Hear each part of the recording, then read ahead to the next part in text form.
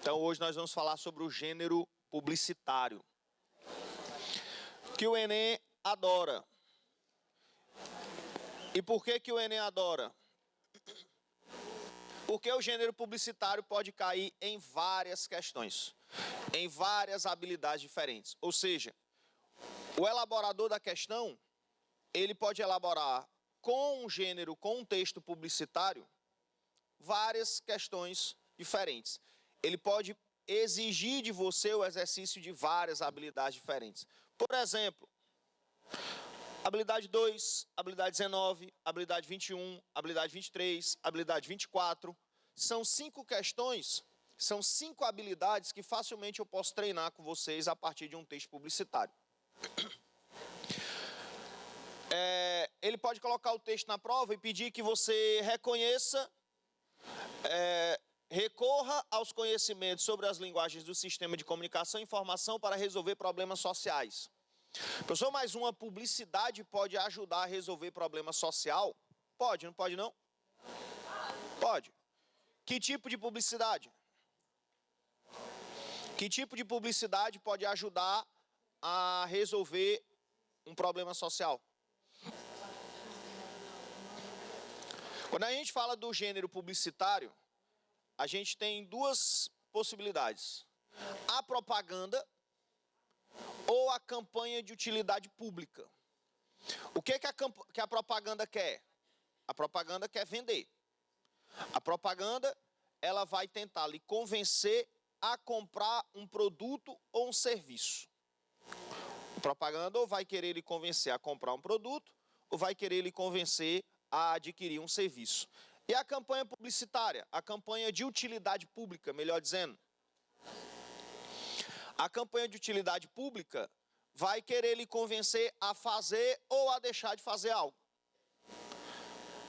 A não beber se for dirigir, a combater a dengue, a usar camisinha, a não fumar, a respeitar os direitos do idoso, a combater a violência contra a mulher e por aí vai.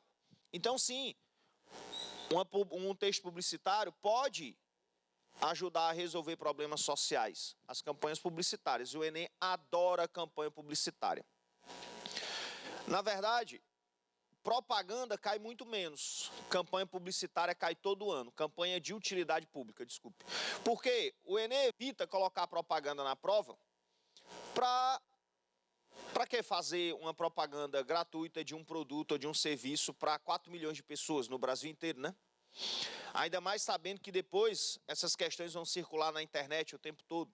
Então, o Enem evita colocar texto publicitário relacionado à propaganda. Ele dá um foco maior na campanha de utilidade pública. Porque aí ele mata 2 coelhos. Ele cobra a habilidade que ele quer e ainda ele faz com que essa mensagem se espalhe e gere uma reflexão nos alunos que vão fazer a prova. Analisar a função da linguagem predominante nos textos em situações específicas de interlocução. Reconhecer em textos de diferentes gêneros recursos verbais e não verbais utilizados com a finalidade de criar e mudar comportamentos e hábitos. Inferir em um texto quais são os objetivos de seu produtor e quem é seu público-alvo, pela análise dos procedimentos argumentativos utilizados. E reconhecer no texto estratégias argumentativas empregadas para o convencimento do público. Isso aí está na página 7 da sua apostila, ok? Quem quiser acompanhar pelo material. O que a gente vai fazer? A gente vai olhar alguns textos publicitários. Onde é que eu aponto para esse bicho passar?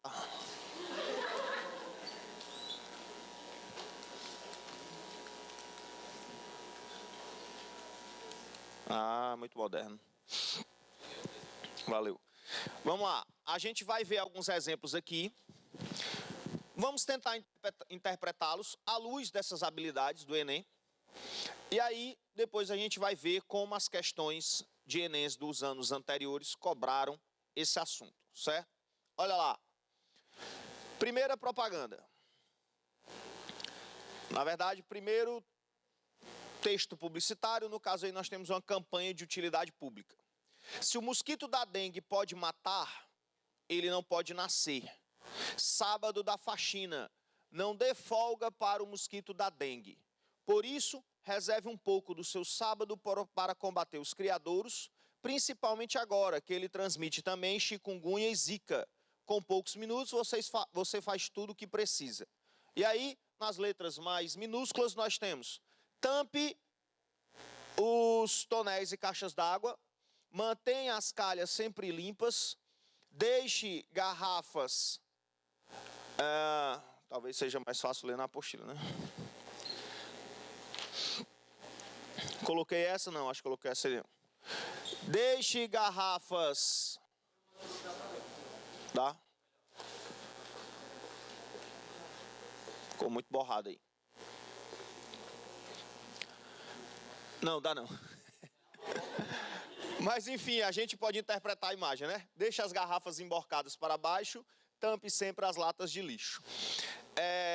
Vamos lá.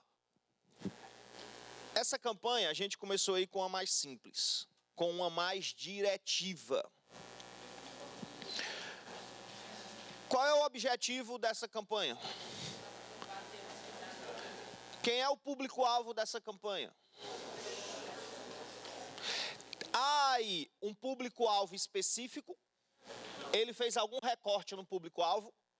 Não, o público-alvo é bem geral. E qual é o objetivo? Me convencer a combater o mosquito da dengue. Ou melhor, me convencer a tomar certas atitudes dentro da minha casa, no espaço do meu lar, para evitar que o mosquito da dengue se prolifere. E ele é muito diretivo. Vamos pensar na habilidade 24. Qual é a estratégia argumentativa que ele utiliza para me convencer a fazer isso? Linguisticamente, o que a gente pode destacar nesse texto que funciona como estratégia de convencimento? Veja, eu tenho uma figura de linguagem bem simples e bem evidente aí. Qual é a figura de linguagem que se destaca nesse texto?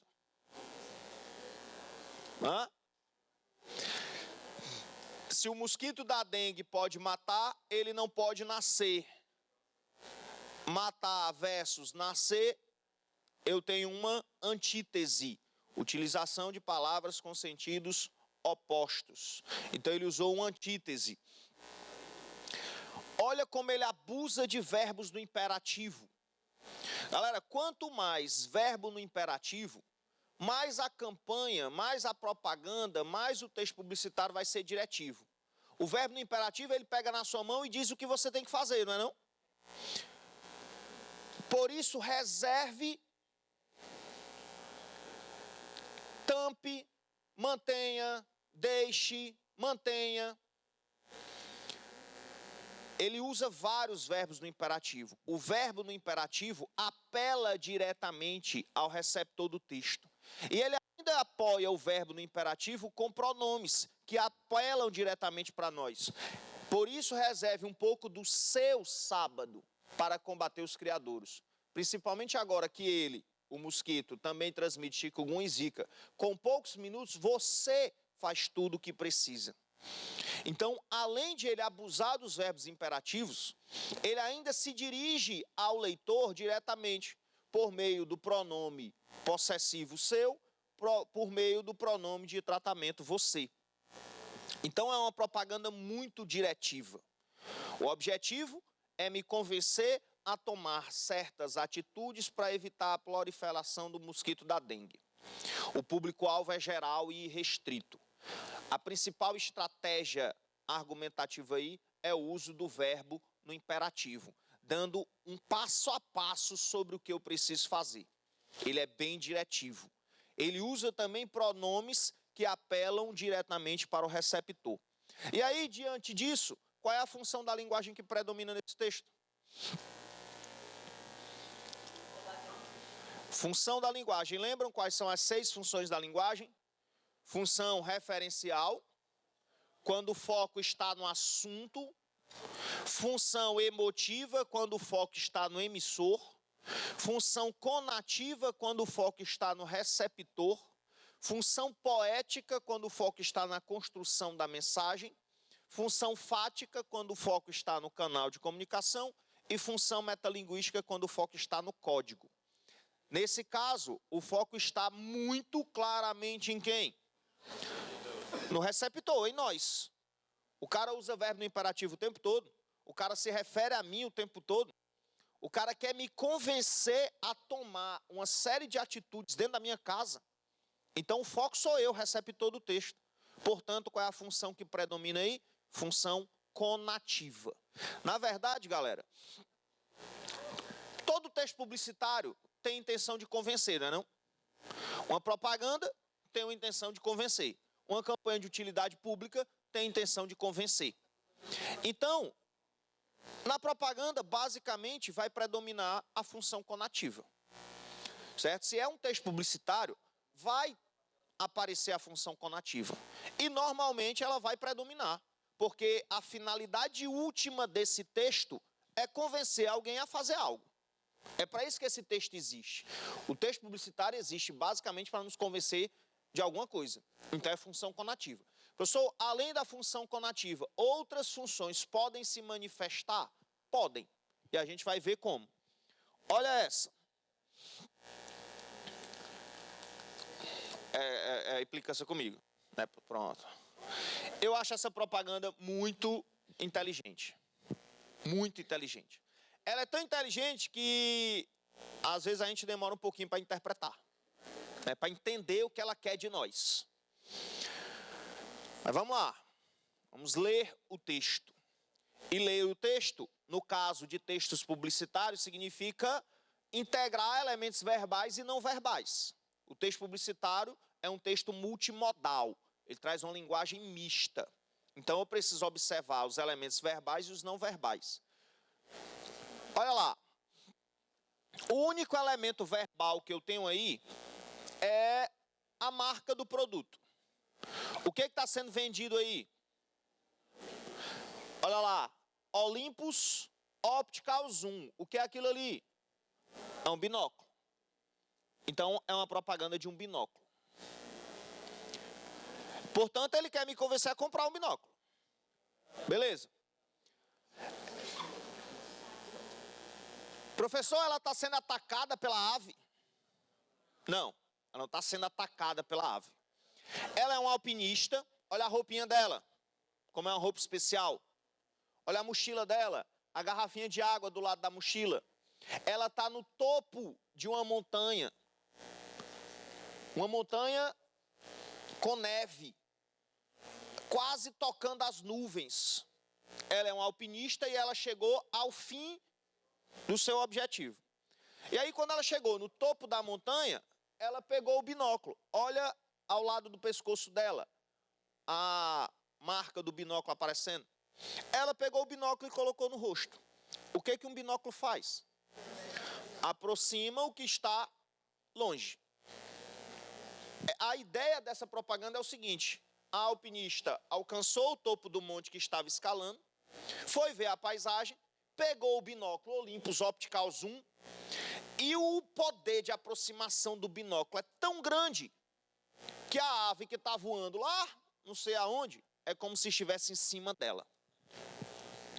Ela não está sendo atacada pela ave, ela está usando o binóculo e o binóculo é tão potente que é como se a ave estivesse em cima dela.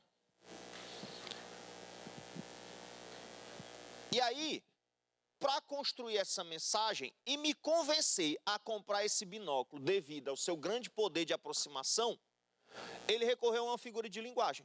Que figura de linguagem é essa? O que eu posso perceber que eu tenho aí como figura de linguagem, sendo usada como estratégia de argumentação, como estratégia de convencimento? É um hipérbole, é um baita exagero. Porque por mais que esse binóculo seja potente, ao colocá-lo, a ave não vai estar na minha cara. Então ele usou um hipérbole. Professor, mas hipérbole, numa imagem, eu pensei que hipérbole, metáfora, metonímia, a gente só usava em texto literário. De forma alguma. as figuras de linguagem, elas são aplicáveis em textos muito diferentes. A gente usa figuras de linguagem no nosso dia a dia, na nossa linguagem coloquial. A gente usa figuras de linguagem, sim, em textos literários, em letras de música. A gente também usa figuras de linguagem, pode percebê-las, identificá-las em textos publicitários. Eu posso dizer que há um público-alvo específico nessa propaganda? Posso, né? Um binóculo com esse poder de aproximação e a forma como a mensagem é construída, dando ênfase à alpinista, eu posso inferir que esse binóculo é mais apropriado para esportistas. Eu, um cidadão, vou usar um binóculo desse para quê? Né? Se eu não pratico nenhum esporte no meio da mata, no meio da floresta, de escalada, enfim. E aí veja, olha como é interessante. A propaganda quer me convencer a comprar o binóculo. Se ela quer me convencer a comprar o binóculo, tem função conativa.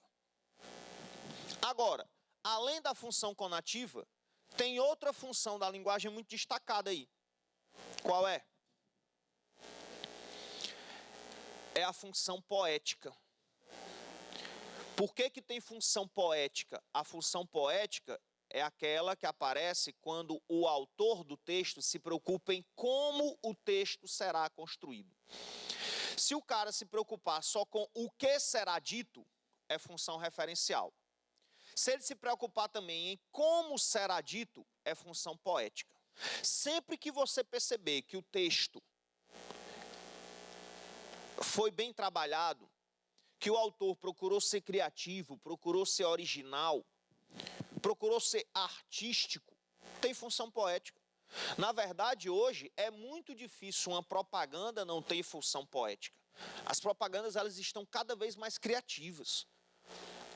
Na verdade, existem até prêmios para premiar as propagandas mais criativas.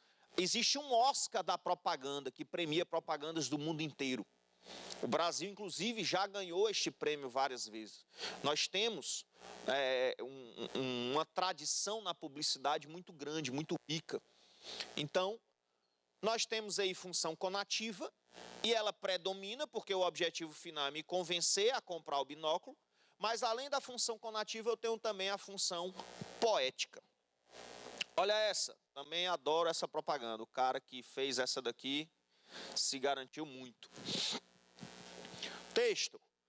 Imagine se você tivesse que escalar um muro a cada esquina. ACD, 21 de setembro, Dia Nacional da Luta das Pessoas com Deficiência.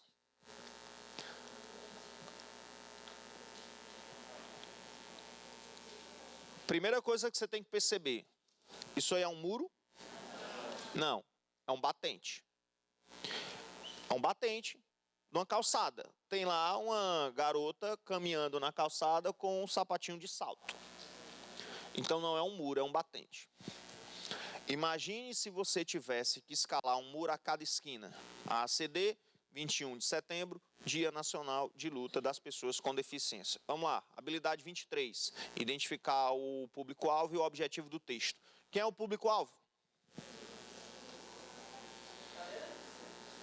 O público-alvo aí é o cadeirante? Não. O público-alvo aí é aquele que tem deficiência visual? Quem é o público-alvo? É aquele que não tem nenhum tipo de deficiência. Se eu tenho deficiência, eu preciso imaginar o que é ter que escalar um muro a cada esquina? Se eu tenho uma deficiência, eu já preciso escalar um muro a cada esquina.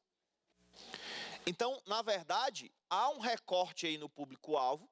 O público-alvo é aquele que não tem algum tipo de deficiência. E qual é o objetivo?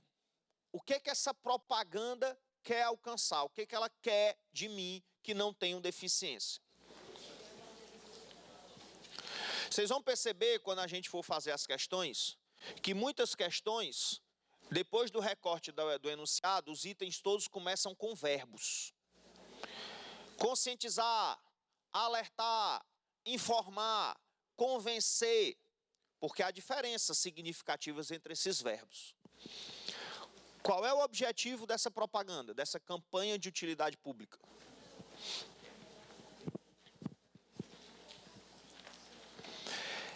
Essa campanha quer simplesmente me conscientizar sobre o quanto é difícil ser deficiente físico no Brasil? Não, ela não quer só me conscientizar, não. A conscientização é uma etapa do processo de convencimento. Ela quer algo a mais de mim. Ela não quer só me conscientizar das dificuldades que um deficiente físico enfrenta. Tem uma palavrinha aí que é a chave para eu perceber o que essa campanha quer de mim. Luta. 21 de setembro, Dia Nacional da Luta das Pessoas com Deficiência. Galera, qual é a luta das pessoas com deficiência? É a luta por uma cidade mais acessível. É uma luta para que a cidade seja pensada também levando em consideração as limitações possíveis dos seus cidadãos. É a luta para uma cidade com rampas, com banheiros adaptados, com ônibus com elevador, enfim, por uma cidade que tenha calçadas decentes. Então é a luta por uma cidade mais acessível. Eu não sou deficiente, eu não sofro com alguma deficiência física. Isso quer dizer que eu não devo lutar por uma cidade mais acessível? O que essa campanha quer é me convencer a lutar a luta dos deficientes por uma cidade mais acessível. A comprar essa briga como minha. Eu que não tenho nenhuma deficiência, também devo lutar esta luta. É isso que ela quer me convencer. E qual é a estratégia de convencimento, a habilidade 24? Numa palavrinha, qual é a estratégia de convencimento? Qual é a estratégia que o publicitário utilizou para me convencer a lutar uma luta que não é minha? No começo do ano aqui a gente teve uma aula sobre as funções da arte e eu falei que uma das principais funções da arte é essa. Imagine se você tivesse que escalar um muro a cada esquina. Eu não tenho. Subir um batente, subir uma calçada, para mim é fácil. Mas se eu for capaz de me colocar no lugar do outro, se eu fizer um exercício de alteridade, se eu tiver empatia, eu vou ser capaz de perceber como é difícil ser deficiente numa cidade como essa, num país como esse. E aí eu vou me colocando no lugar do outro, tomar as dores do outro, sentir os dramas do outro, comprar as brigas do outro. Eu não preciso ser deficiente para lutar por uma cidade mais acessível. Eu posso ter empatia. Se eu tiver empatia, eu vou comprar essa briga que não é minha. Porque, na verdade, deve ser uma briga de todos, realmente. Então, veja, o público-alvo, pessoas sem deficiência. O objetivo, convencer as pessoas sem deficiência a lutar junto com os deficientes por uma sociedade mais acessível, por uma cidade mais acessível. E a estratégia é a empatia, despertar a empatia. E as funções da linguagem? Tem a função conativa, porque quer me convencer a fazer algo, e tem a função poética, porque é muito criativa, não é não? Muito inteligente, muito criativa. Exige um trabalho de interpretação um pouco complexo. Eu tenho certeza que tem muita gente que olha para essa propaganda e demora para sacar bem o que ela quer e como quer. E é isso que eu queria mostrar para vocês aqui. A gente é bombardeado por propaganda o tempo todo. O tempo todo nós estamos sendo bombardeados por propaganda, querendo ou não. É na televisão, nos outdoors, nos panfletos que nos entregam quando a gente caminha pela rua, é no nosso celular, é no nosso Facebook, é no nosso Instagram. É quando a gente entra no elevador, tem uma televisãozinha passando propaganda. Então é impossível você não ser bombardeado por propaganda o tempo todo. Mas muitas vezes a gente não reflete criticamente sobre como essas propagandas nos tocam, nos alcançam, nos influenciam. O poder da propaganda é muito forte. Tem gente muito criativa, com conhecimentos muito profundos sobre o ser humano, sobre a psicologia humana, trabalhando para fazer essas coisas. E é fácil ser manipulado por elas. Por isso a gente precisa ser capaz de pensar criticamente essas propagandas, para tentar ser menos manipulados por elas. Claro, uma campanha dessa seria bom se todos fossem influenciados por ela. O problema é quando as propagandas querem nos convencer a comprar produtos de que nós não precisamos, a nos convencer de que algo que nós não precisamos é uma necessidade para nós. Para frente. Olha essa. Grave bem esse rosto, porque se você não ajudar, depois pode servir para o retrato falado. Docilar. As crianças são vítimas da desigualdade, do descaso e principalmente da falta de oportunidades. Você também pode ajudar a... Que droga.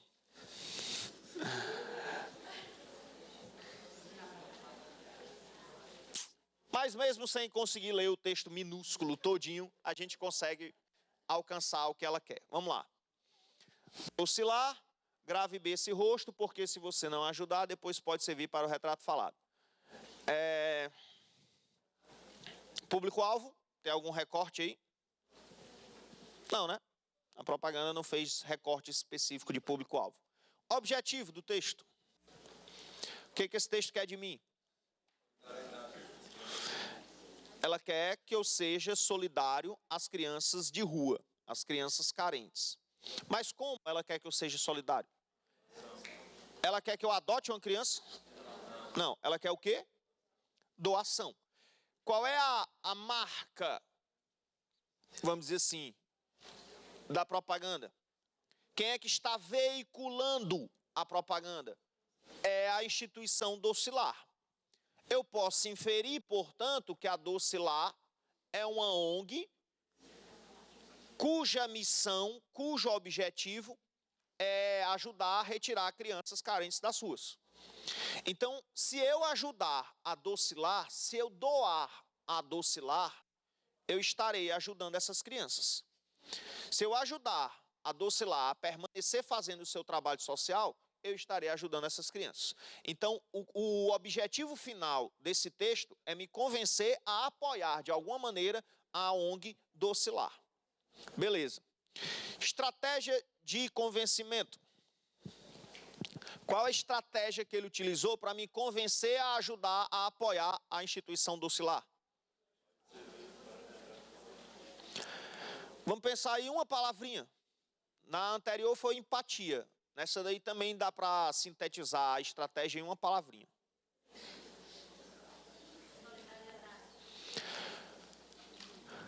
Se você brigar com seu irmão, eu vou dar uma surra nos dois. Se você não fizer o trabalho de casa, não vai brincar no final de semana. Se você não se comportar, vai ficar de castigo. Grave bem esse rosto, porque se você não ajudar, depois pode servir para o retrato falado. O que essa mensagem me permite inferir? Que se essa criança não tiver apoio, ela vai ser atraída para o crime. Ela sendo atraída para o crime, eu serei vítima dessa criminalidade. Veja que a propaganda joga a responsabilidade em mim sobre o futuro dessa criança e sobre a violência que pode me atingir. Se eu não ajudar a Docilar a continuar fazendo seu trabalho, essa criança sem apoio vai ser atraída para o crime e eu serei vítima desta violência. Esta criança que não recebeu ajuda vai me assaltar um dia. Eu vou precisar fazer um retrato falado para denunciá-la. Então, ela exige de mim um comportamento e me ameaça com uma consequência ruim se eu não fizer o que ela exige. É uma ameaça. É a estratégia da ameaça. E perceba como, linguisticamente, a ameaça tem uma estrutura tradicional. Se você não estudar, não passa no vestibular. Se você não fizer a tarefa, vai ficar de castigo no final de semana. Se você brigar com seu irmão, eu vou dar uma surra nos dois. É o condicional. É a conjunção subordinativa condicional. Está aí. Se você não ajudar, depois pode servir para o retrato falado. Se você não ajudar, você vai ser vítima da criminalidade. A responsabilidade é sua. Não reclame depois. Então a estratégia aí é a ameaça. E essa estratégia é comum em textos dessa natureza. Quando a gente leu, eu ouvi alguns dizendo pesado. Porque, de fato, é. Olha essa aqui. Como recorre à mesma estratégia. Se o mau uso das fontes de água do Brasil continuar, morrer de sede não vai ser só força de expressão. Qual é o objetivo da campanha? O objetivo da campanha é me convencer a economizar água, a fazer um uso mais consciente da água. E a estratégia, de novo, é a ameaça. Se o mau uso das fontes de água do Brasil continuar, morrer de sede não vai ser só uma expressão. Todo mundo aqui, em algum momento, já disse: eu estou morrendo de sede, né? Quando a gente diz que está morrendo de sede, a gente recorre a uma hipérbole. Então, morrer de sede é só uma expressão figurada, é uma força de expressão, é uma figura de linguagem.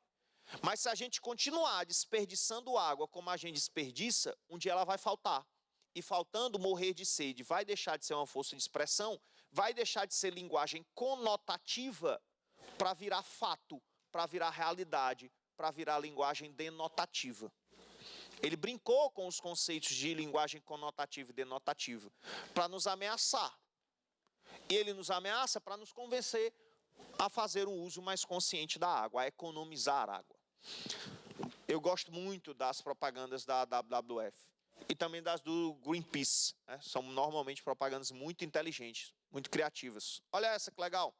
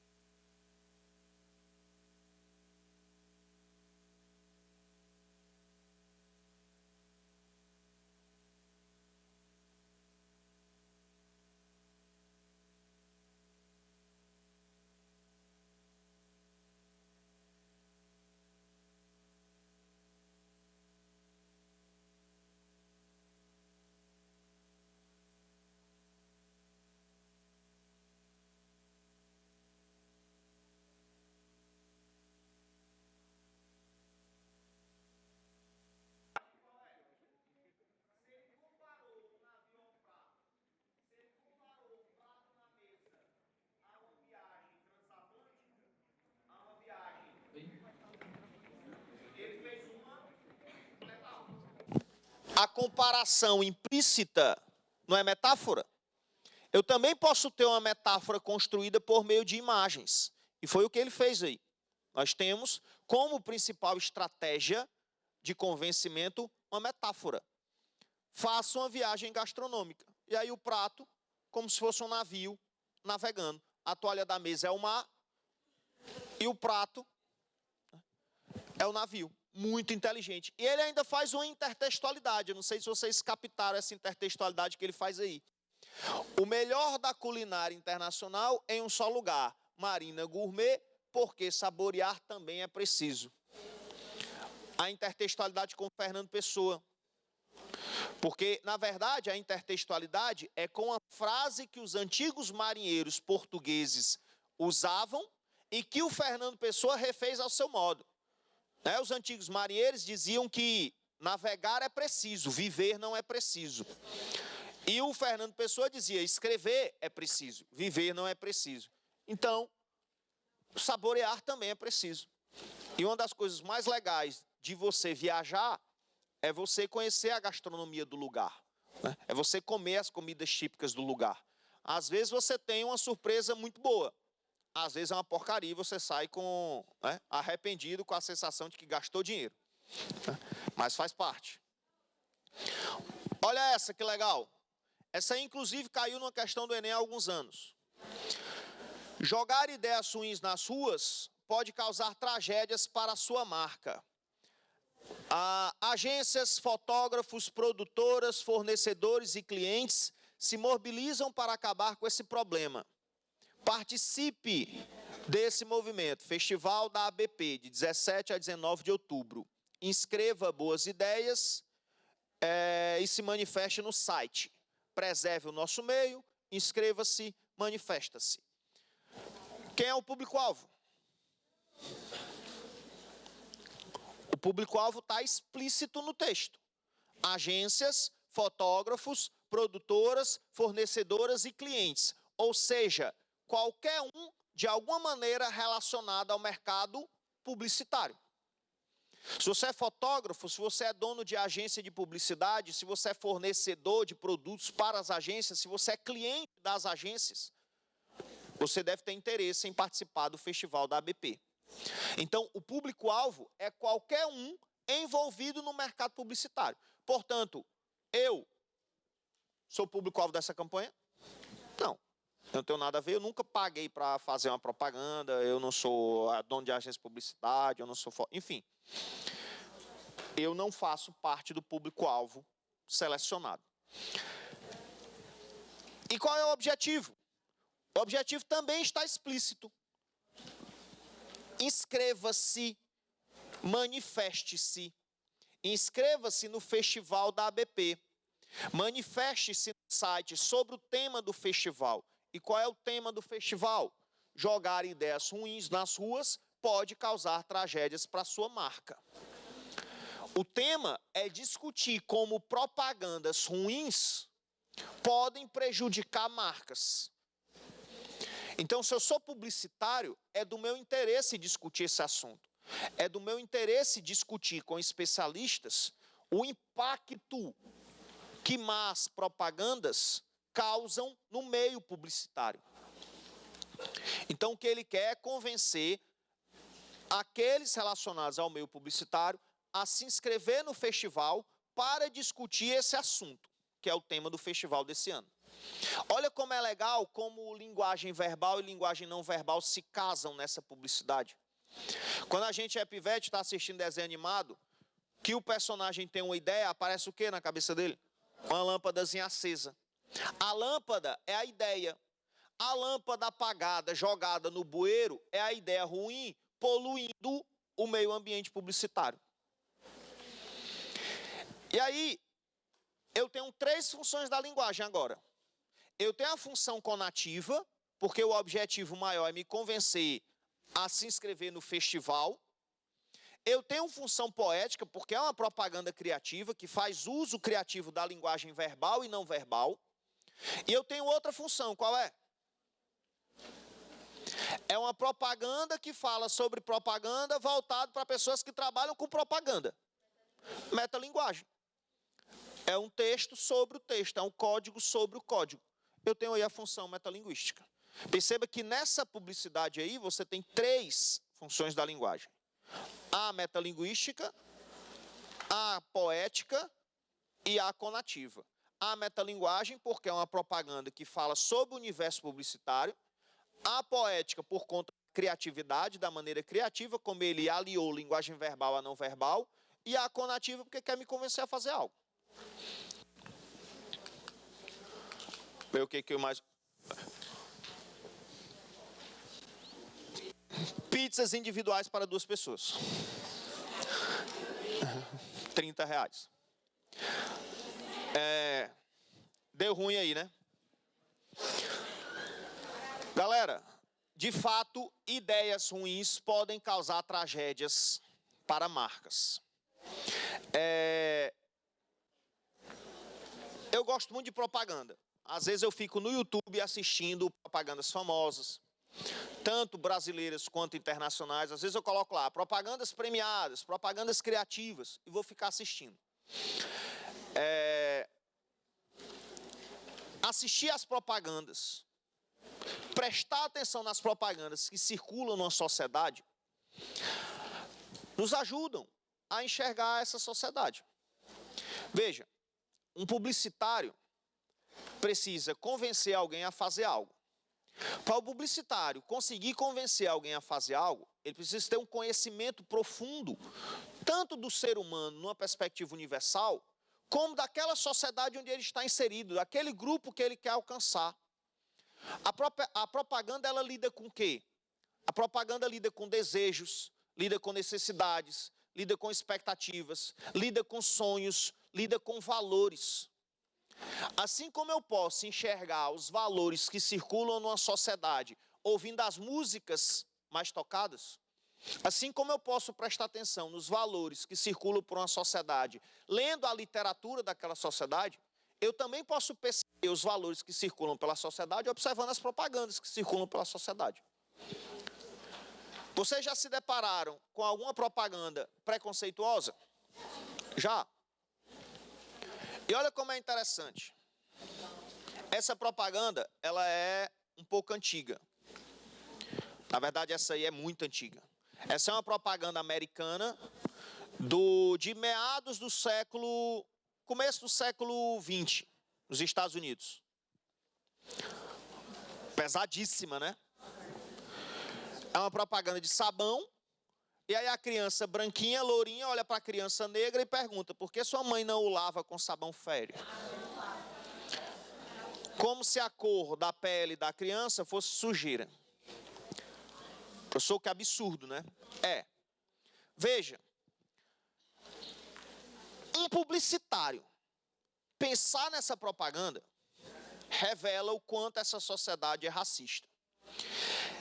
Esse publicitário pensar, fazer e essa propaganda chegar ao público revela o quanto essa propaganda é racista. Essa propaganda chegar ao público e não gerar reação revela como esse racismo está cristalizado nessa sociedade. Porque se uma propaganda dessa aparece e não gera uma reação negativa do público, é porque o público naturalizou o racismo. O racismo está tão incrustado na cabeça das pessoas que elas acham isso normal. No máximo, elas vão rir da piadinha. E, de fato, o racismo era tão incrustado naquela sociedade no começo do século passado, na verdade, até meados do século passado, que não foi só uma. Olha essa. Era comum propaganda desse tipo. Então, a propaganda aparecer revela o racismo. Ela não gerar reação negativa e continuar aparecendo só revela o quanto esse racismo está cristalizado, o quanto a sociedade naturalizou esse absurdo. Olha essa. Essa propaganda, eu não me lembro o ano exato, ela deve ter uns 10 anos, ela é um pouco antiga.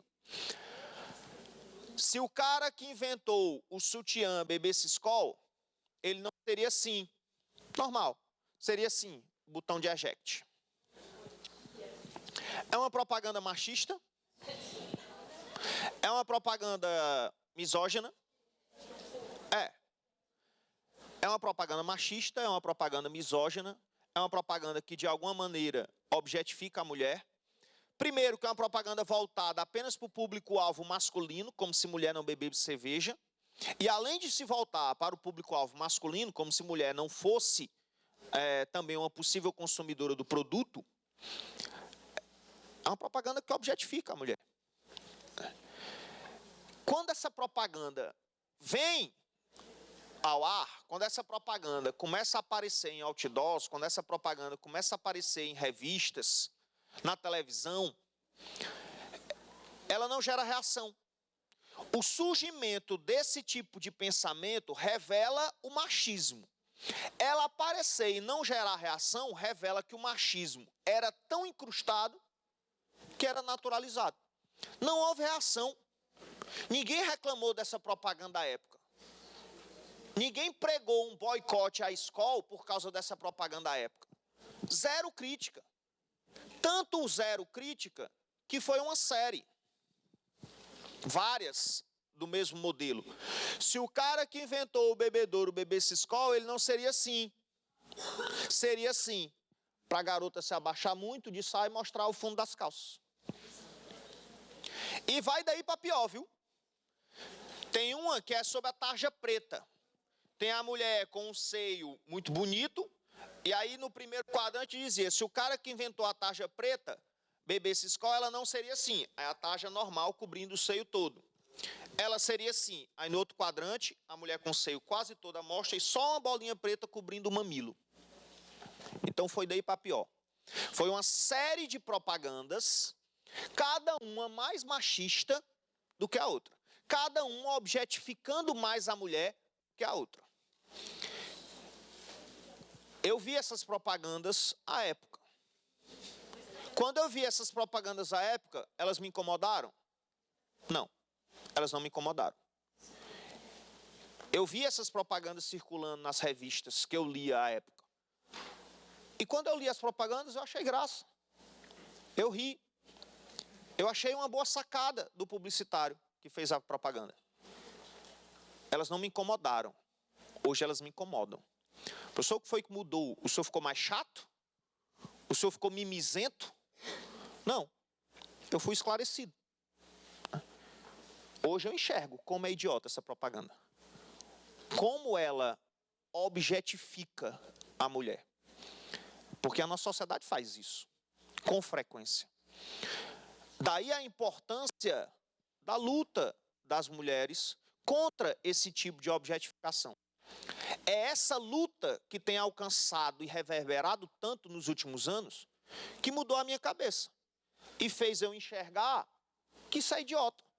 Eu, sendo mulher, eu não gostaria de ver uma propaganda dessa. É empatia. Sendo homem, de fato, ela não, né, em tese, não me incomoda. Mas se eu tiver empatia e me colocar no lugar da mulher, é óbvio que eu não vou gostar de ser objetificado desse jeito por uma empresa querendo vender seus produtos. Então, se uma propaganda dessa sai hoje, no mesmo dia a internet vem abaixo, reclamando, com hashtag, com boicote. Se uma propaganda dessa sai hoje, ela não dura um dia. No final do dia, depois da reação negativa, a escola vai lançar um comunicado, vai pedir desculpa e vai tirar a propaganda do ar. Não é não? É, porque hoje há uma mobilização maior. Hoje há uma conscientização maior. Hoje, a maioria das mulheres sabe que isso aqui é ruim, é prejudicial, é preconceituoso. E muitos homens também já alcançaram esse estágio de se incomodar com isso. Então, olha, quando essa propaganda surgiu há alguns anos, ela revelou o machismo, pelo fato dela surgir, e revelou que esse machismo estava tão naturalizado que não gerou incômodo nem em homens nem em mulheres. Quando uma propaganda dessa surge hoje e gera reação negativa de muita gente, ela mostra que nós estamos vivendo um processo de mudança, um processo de conscientização. Professor, vai aparecer gente dizendo que é mimimi. Vai, porque nós temos, né, nós estamos num momento de disputa ideológica. Quem se incomoda alcançou o estágio de perceber que isso é ofensivo. Quem acha que é mimimi ainda está com o machismo incrustado na cabeça. Não alcançou esse estágio de esclarecimento. Prof, nós vivemos no pós-modernismo ou ainda estamos vivendo no modernismo? Segundo os especialistas, assim, alguns dizem que o pós-modernismo vem a partir dos anos 50. Então, da década de 50 para cá, já seria tudo pós-modernista. Né? Tanto na arte, na literatura, como na sociedade. Né? O sociólogo que mais, pelo menos o mais famoso a refletir sobre a tal da pós-modernidade é quem? O Bauman. Né? Os vestibulares adoram o Bauman, os professores adoram o Bauman, que criou o termo modernidade líquida. Né? Amor líquido, enfim. Então, olha lá. Olha essa. Século 21, as pessoas ainda fazem propagandas como essa. Século 21, a pessoa ainda consegue achar inteligente brincar com o estereótipo de lugar na mulher na cozinha. De lugar da mulher no tanque. Semana da Mulher, o cara vai fazer uma propaganda para a Semana da Mulher, para lhe convencer a comprar uma máquina de lavar, semana da mulher, tenha mais tempo livre. Só mudou o tanque pela máquina de lavar, mas continua associando o trabalho doméstico à mulher. É ou não é machista? É. Na época da minha mãe, da mãe de vocês, uma propaganda dessa ofendia alguém? Não. Porque os papéis sociais reservados às mulheres eram esses. Porque isso era naturalizado. Hoje, isso aqui incomoda a geração de vocês. Porque afinal vocês estão aqui no sábado de manhã assistindo aula porque querem passar no vestibular e ter uma carreira. E quando casarem, eu tenho certeza que vocês vão esperar que o marido de vocês divida as responsabilidades da casa. Ora, se os dois trabalham e passam o dia trabalhando, ganhando dinheiro, por que quando chegar em casa o trabalho doméstico é só da mulher? Tem muito homem ainda que casa esperando uma empregada doméstica. Mesmo que a mulher passe o dia trabalhando. Mas a geração de vocês é a geração da mudança. Então, vocês se incomodarem com isso, revela esta mudança. Ok? Vê se tem mais alguma. Olha essa, que legal.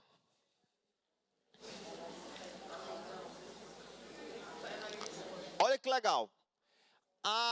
As campanhas também podem ser usadas para combater preconceitos. Aquelas propagandas eram preconceituosas. Essa daí revela como a sociedade é preconceituosa e luta contra esse preconceito. O que a gente tem ali em inglês?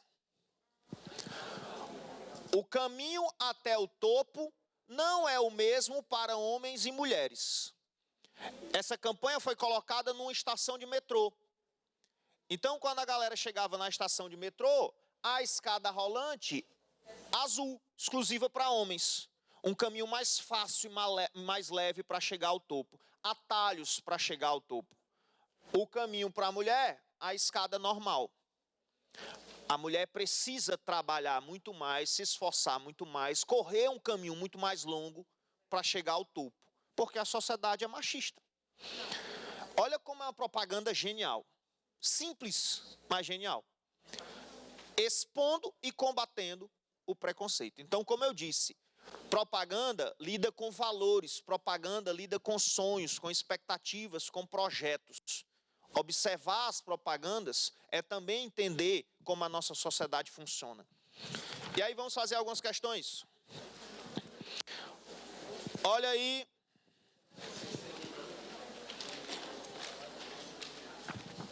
Vamos fazer...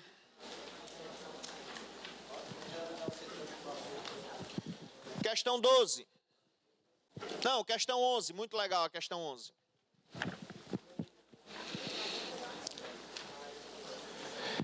Tenho 15 anos, amo livros, adoro música pop, sou fã de futebol, adoro cinema. Tenho leucemia e preciso de doação de sangue. Para doar sangue, você precisa conhecer a pessoa? Pronto, agora você já conhece a Bianca. Assim como ela, milhares de pessoas precisam de doação de sangue. Seja para quem for, seja doador. Procure o hemocentro mais próximo. Na campanha publicitária, há uma tentativa de sensibilizar o público-alvo, visando a levá-lo à doação de sangue. Analisando a estratégia argumentativa utilizada, percebe-se que a exposição de alguns dados sobre a jovem procura provocar compaixão, visto que, em razão da doença, ela vive de maneira diferente dos demais jovens da sua idade. A campanha defende a ideia de que para doar é preciso conhecer o doente, considerando que foi preciso apresentar a jovem para gerar identificação. O questionamento seguido da resposta propõe reflexão por parte do público-alvo, visto que o texto critica a prática de escolher para quem doar. Correto. O que a gente sabe que é comum na nossa sociedade? A maioria não doa sangue. Aí, às vezes, aparece no nosso WhatsApp: amigos, por favor, urgente, o meu primo, o meu vizinho, o meu amigo sofreu um acidente e está precisando de doação de sangue. Quem puder ir, vá até o hemocentro e doe, o nome dele é tal, tal. Aí a gente vai lá e, para ajudar um conhecido, o primo do amigo, um familiar, a gente vai lá e doa. É esse comportamento que a campanha quer combater. Doar sangue deve ser um hábito cotidiano. seja para quem for, seja doador. E aí veja que a pergunta gera essa reflexão. Para doar sangue, você precisa conhecer a pessoa? Não, não precisa. Vá doar, seja para quem for, seja doador. Por isso, item C. O questionamento seguido da resposta propõe reflexão por parte do público-alvo, visto que o texto critica a prática de escolher para quem doar. Olha a 12. Quem bate na mulher, machuca a família inteira. Aí tem um desenho feito pela criança. Eu, mamãe, Aninha e o papai. E o papai desenhado como um monstro. Ligue 180. Não se cale diante da violência doméstica. Campanhas publicitárias podem evidenciar problemas sociais. O cartaz tem como finalidade alertar os homens agressores sobre as consequências de seus atos, conscientizar a população sobre a necessidade de denunciar a violência doméstica, instruir as mulheres sobre o que fazer em caso de agressão, despertar nas crianças a capacidade de reconhecer atos de violência doméstica, exigir das autoridades ações preventivas contra a violência doméstica.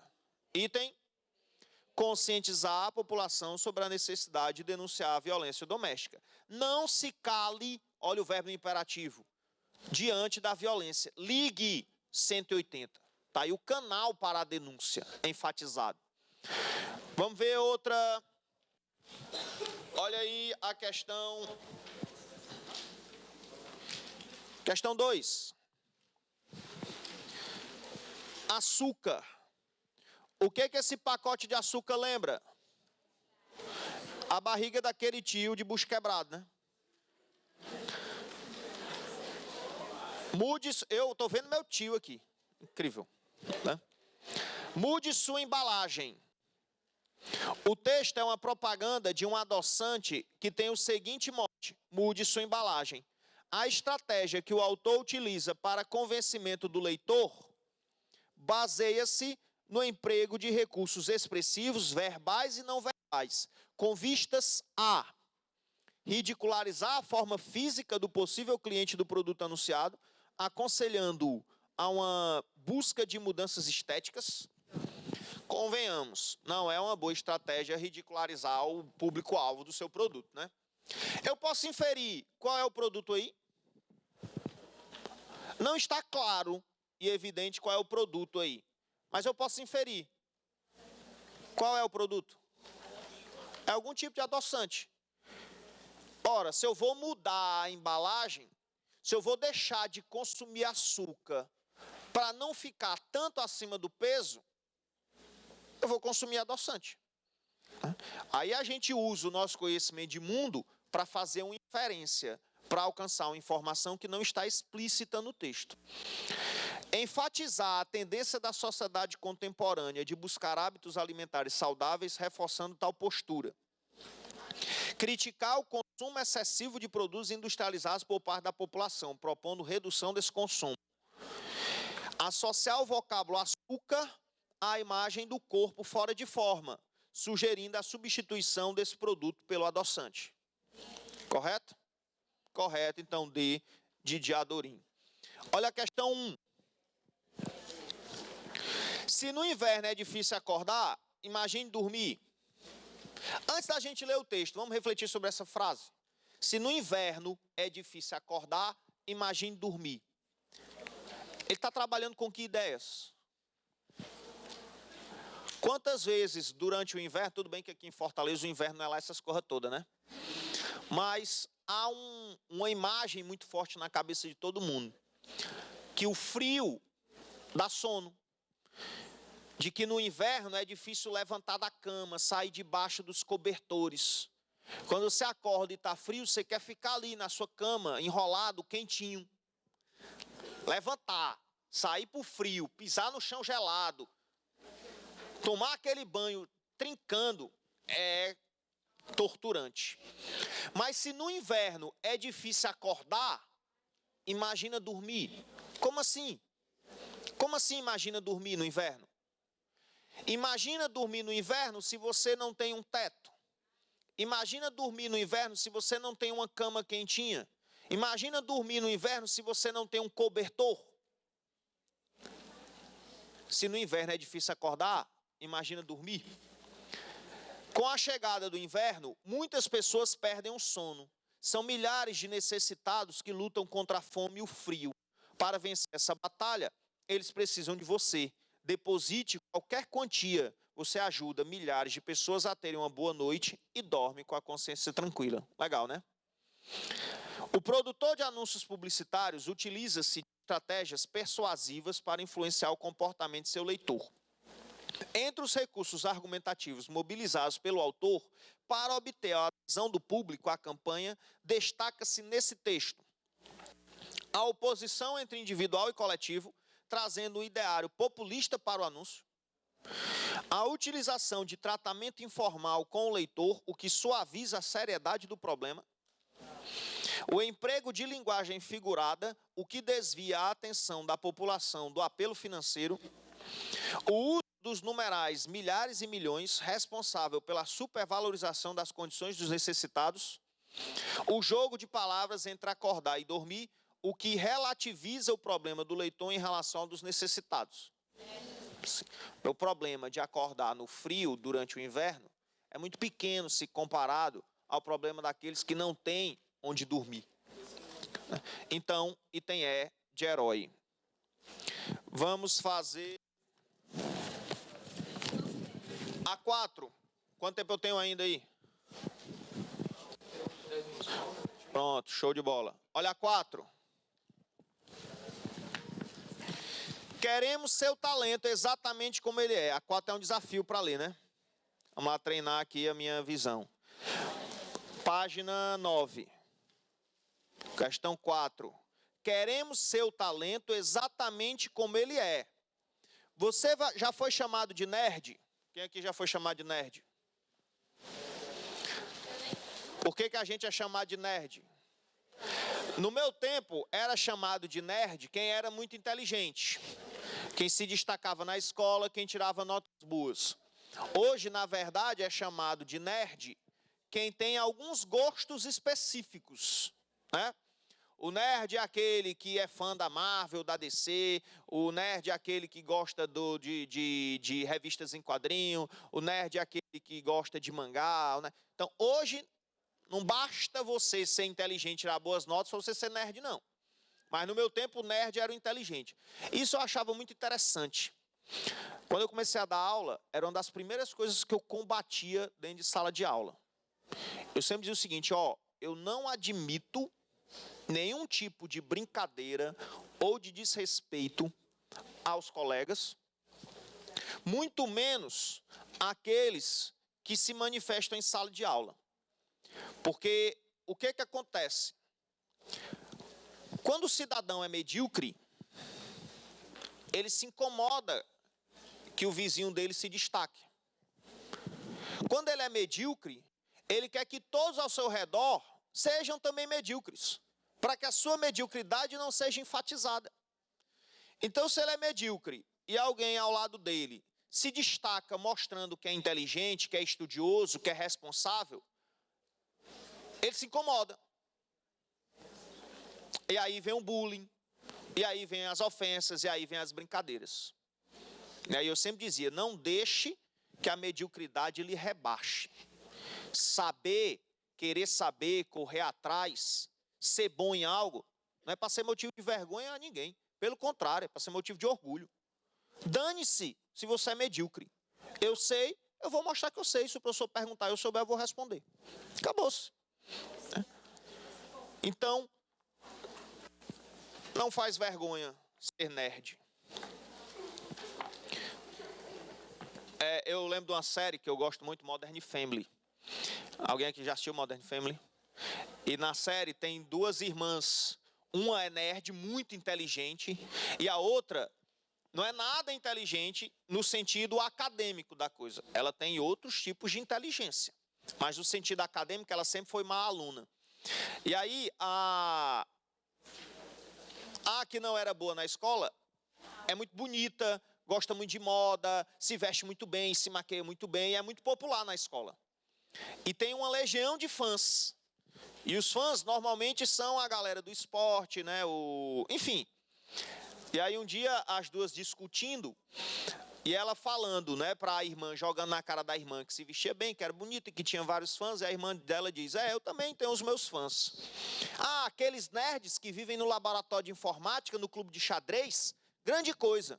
E aí a nerd diz, mas um dia os seus fãs vão trabalhar para os meus fãs. Né? Pesado, né? Mas é bem por aí. Queremos seu talento exatamente como ele é. Você já foi chamado de nerd? Já passou um bom tempo pensando em coisas que a maior parte dos seus amigos nem sabia que existia? É louco por novas tecnologias? Está entre os melhores alunos das melhores faculdades? Você é perfeito para nós. Nossa empresa de tecnologia reúne talentos para aprimorar processos produtivos de empresas líderes. Nossos clientes estão no mundo todo e nossos colaboradores também. Se você quer continuar a ser o melhor, venha trabalhar conosco. Para atingir o objetivo de recrutar talentos, esse texto publicitário afirma com a frase queremos seu talento exatamente como ele é, que qualquer pessoa com talento pode fazer parte da equipe. Apresenta como estratégia a formação de um perfil por meio de perguntas direcionadas, o que dinamiza a interação do texto leitor. Utiliza a descrição da empresa como argumento principal, pois atinge diretamente os interessados em informática. Usa estereótipo negativo de uma figura conhecida, o nerd, pessoa introspectiva que gosta de informática, ou recorre a imagens tecnológicas ligadas em rede para simbolizar como a tecnologia é interligada. Essa questão é mais difícil do que as outras que a gente fez. Item. Quem é o público-alvo dessa campanha? É o nerd, é aquele que pensa em coisas que a maioria nem sabe que existe, é aquele que gosta de novas tecnologias, é aquele que está entre os melhores alunos das melhores faculdades. Como é que eu soube identificar o público-alvo? Pelas perguntas, não foi não? Você já foi chamado de nerd? Já passou um bom tempo pensando em coisas que a maior parte dos seus amigos nem sabia que existia? Veja que a cada pergunta, o público-alvo vai sendo definido. As perguntas montam o perfil de funcionário que essa empresa quer. Portanto, qual é a estratégia? Apresenta como estratégia a formação de um perfil por meio de perguntas direcionadas, o que dinamiza a interação texto-leitor. Se eu não respondi positivamente a essas perguntas, eu sou o tipo de funcionário que essa empresa quer? Não. Então, item B de Bacurim. Olha a sexta, porque eu não vou nem tentar o desafio de ler a quinta. A quinta em casa vocês leiam com a lupa. Dia desse, o sofrimento, eu passei na sala de professor, estava a professora de redação com a lupa, corrigindo a redação dos alunos. Eu tinha nem perigo, se eu não conseguisse ler era 0. Tinha aluno que tinha a letra minúscula, eu, amigo, dá não. Se você não usa letra de forma, porque se eu tentar entender e não conseguir, é 0. Eu não vou ficar aqui tentando traduzir a sua letra para entender o seu texto, não. Estava lá a bichinha com a lupa para corrigir a redação. É muita sacanagem. Cópia rápida, fácil. Vai ser bom, não foi? Uma empresa com prêmios internacionais não poderia oferecer menos do que a melhor qualidade de impressão digital no mundo. Tem algo muito legal nessa propaganda, muito diferente, muito interessante, que chama a atenção do leitor. O que é? Cópia rápida, fácil. Vai ser bom, não foi? Vai ser bom, não foi? Já passou. Vai ser bom, não foi? Antes mesmo de eu terminar a frase, já foi, já acabou o processo. O que é que ele está enfatizando aí? A rapidez da impressão das máquinas dele. A rapidez é destacada como uma das qualidades do serviço anunciado, funcionando como estratégia de persuasão em relação ao consumidor do mercado gráfico. O recurso da linguagem verbal que contribui para esse destaque na rapidez é o emprego do termo fácil no início do anúncio, com foco no processo, de adjetivos que valorizam a nitidez da impressão, das formas verbais no futuro e no pretérito em sequência, da expressão intensificadora menos do que associada à qualidade, da locução do mundo associada a melhor que qualificação. C de coisa. Vai ser bom é uma locução verbal no futuro. Não foi, é um verbo no passado. Esse contraste entre futuro e passado é que me dá a ideia de rapidez no processo de impressão. Portanto, as formas verbais no futuro e no pretérito têm sequência. É estranho. É estranho, é diferente. Se fosse numa redação, eu perderia ponto, mas alcança o efeito desejado. É o erro gramatical, vamos dizer assim, sendo utilizado como recurso expressivo. Muito inteligente até. Então, item C de coisa. Dá para fazer mais uma? Dá não? Tô com fome. Olha aí. Dá para fazer mais uma. Olha a 3. As outras ficam para casa. Mais uma de doação de sangue. Essa corrente precisa de você. Doe sangue. Faça disso um hábito. Seja um doador. Um grande ato incentivado e apoiado pelo SUS. Procure o hemocentro mais próximo. E aí prestem atenção na imagem. As propagandas fazem uso de diferentes recursos para garantir o efeito apelativo. Isto é, o convencimento do público em relação ao que apresentam. O cartaz da campanha, promovida pelo Ministério da Saúde, utiliza vários recursos, verbais e não verbais, como estratégia persuasiva, dentre os quais se destaca a ligação estabelecida entre as palavras hábito e hemocêntrico, explorando a ideia de frequência, a relação entre a palavra corrente, a imagem das pessoas de mãos dadas e a mão estendida ao leitor, o emprego da expressão grande ato, despertando a consciência das pessoas para o sentimento de solidariedade, a apresentação da imagem de pessoas saudáveis, estratégia adequada ao público-alvo da campanha, associação entre um grande número de pessoas no cartaz e um número de pessoas que precisam receber sangue em nosso país. Item: faça parte dessa corrente. Essa corrente precisa de você. Várias pessoas dando as mãos e a última pessoa da fila com a mão esticada para você. Essa corrente precisa de você. Então, a relação entre a palavra corrente, a imagem das pessoas de mãos dadas e a mão estendida ao leitor. Certo? Galera, eu vou deixar algumas para vocês fazerem em casa, óbvio, senão eu acabo fazendo todas. E aí só levar um papo aqui. Vocês perceberam que a maioria dessas questões que a gente fez, com a leitura atenta, elas se tornam fáceis? Vocês acertaram todas. Só uma eu percebi que gerou um pouco mais de indecisão e de insegurança. A gente tem alguma garantia de que essas questões fáceis vão aparecer no começo da prova? Não. A última questão, pode ser a mais fácil. O que é que acontece? O que é que me preocupa? Eu conheço meu eleitorado. Eu sei que o meu eleitorado vai dar prioridade à redação, e está certo em fazer isso. Depois vai dar prioridade à matemática, e está certo em fazer isso. E só então vai fazer linguagem e códigos. Na prática eu sei como é que funciona. Linguagem e códigos vai ganhar o tempo que sobrar. Como linguagem e códigos vai ganhar o tempo que sobrar, é muito comum que os alunos não consigam terminar de ler a prova de linguagem e códigos toda e acabem chutando algumas questões. E quando você chuta algumas questões de linguagem e códigos, você vai chutar questões fáceis, que você saberia responder. E aí a sua proficiência vai diminuir muito. Porque se você chutar fácil e errar, a difícil que você acertou lá no começo vai perder ponto. Não é assim que funciona?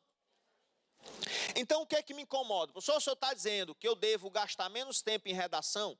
Vai gastar o tempo necessário. Eu devo gastar menos tempo em matemática? Eu vou gastar o tempo necessário. O necessário. O que me incomoda é o seguinte: o cara pega a prova de matemática, aí olha a primeira questão, percebe que é difícil. Percebe que não sabe fazer. Aí passa meia hora brigando com a questão que vai errar. Aí depois não tem tempo para fazer uma que vai acertar lá na frente. Cara, olhou, não sabe fazer, pula. olhou, não sabe fazer, pula. Faz primeiro todas as que você sabe fazer. Quando eu fiz o Enem, e eu fiz porque o colégio mandava eu fazer para colocar o gabarito de linguagens e códigos no site, e aí um dia eu estava lá sentado, eu pensei, já que eu estou aqui, eu vou fazer as questões de matemática para ver se eu ainda me lembro de alguma coisa. Só que do que eu lembrava de matemática? Eu lembrava de regra de 3, sou ninja, regra de 3. Eu lembrava de juros, eu lembrava de porcentagem, raciocínio lógico, me garantem raciocínio lógico. Eu lembrava ainda de escala. Então, eu sabia fazer essas questões relacionadas a esse assunto, que se você parar para pensar, é curioso, é a matemática do ensino fundamental, né? A matemática do ensino médio eu esqueci toda. Então, eu olhava lá, tinha um x ao quadrado, com um y, com não sei o quê. Eu sabia que eu não sabia fazer esse tipo de questão, eu pulava. Eu olhava para lá, tinha uma figura, tinha um cone, tinha um prisma para calcular uma área. Eu pulava, eu não sei fazer isso. E aí eu fui fazendo só as que eu sabia. E depois fui fazer a de português, li a de português toda. Claro, obviamente eu tenho mais facilidade, mas sobrou tempo e aí eu fui para as questões de matemática que eu tinha pulado. E algumas essa equação aqui, se eu fizer uma porrada de... Eu sei que tem uma fórmula. Eu não lembro a fórmula, mas se eu fizer uma porrada de conta, eu chego lá. Como tinha sobrado um tempinho, eu fui fazer a porrada de conta e cheguei a acertar algumas. Mas as outras que eu não sabia, eu não vou gastar tempo com a questão que eu não sei. Por que eu vou gastar tempo com uma questão que eu não sei e que fatalmente eu vou errar, para depois perder tempo na questão que eu possa acertar? Então, a prova do Enem é uma maratona, diversas pessoas já falaram sobre isso com você aqui. A administração do tempo também está sendo avaliada. A sua resistência física e emocional também está sendo avaliada. É por isso que vocês fazem simulado o ano inteiro, para encontrar o melhor equilíbrio.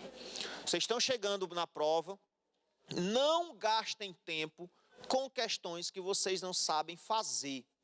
Ah, professor, eu estou fazendo a prova de linguagens e códigos, tem um texto de 15 linhas. Pula. Se sobrar tempo no final, você volta.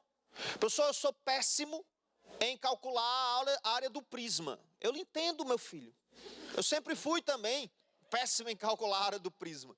Então, você olhou, é para calcular o diabo da área do prisma, e você não tem segurança, e você não sabe, é um conteúdo que você sabe que tem dificuldade, pula.